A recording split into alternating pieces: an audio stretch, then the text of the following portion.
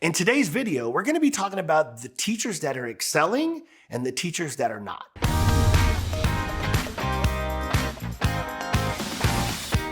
So if you clicked on this video, you're either a campus administrator or a classroom teacher.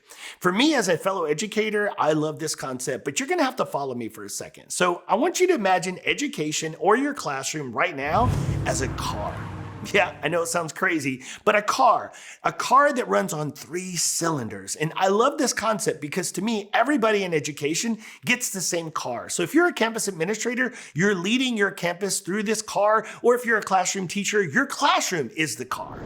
Now here you are in your car, your classroom, your campus, and you're watching other campuses or classrooms excel, run faster than you.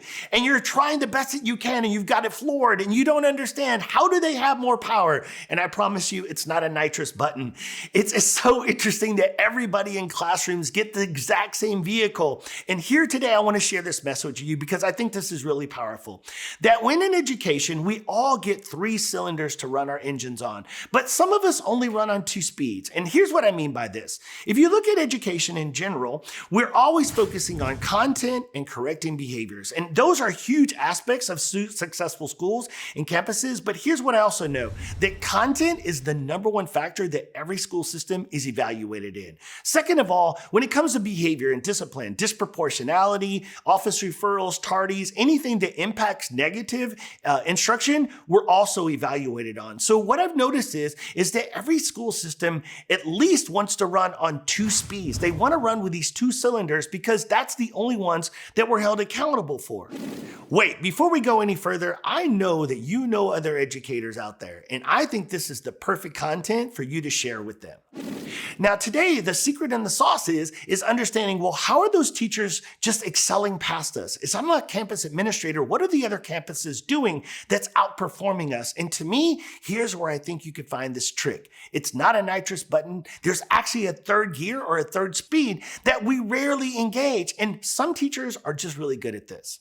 For me, first speed is content. Then we move into correct. What about connections?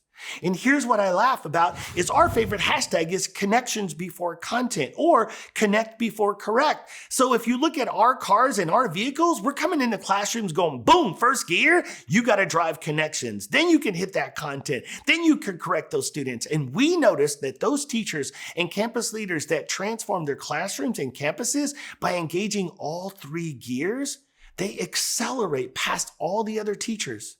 And when you look at those teachers, how are they outperforming? Campuses, how are you outperforming others? Because those campus leaders and those classroom teachers know that despite how education evaluates our systems, they know every single day that they need to engage. First gear is connections first. Then they've got to teach that content at the high rigor and relevance level. And then lastly, they need to correct the student behavior and hold them accountable for their voices and choices in the classrooms.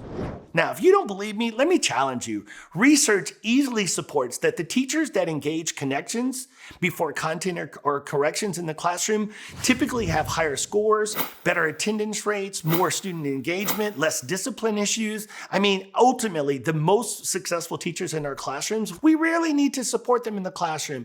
And the students rarely are late to their classroom or don't want to miss that instruction because their instruction is engaging, because those teachers are connecting with them on a personal level. And to me, this is where I feel like we can help transform your classrooms or your campuses by visiting our website at ddiscipline.com.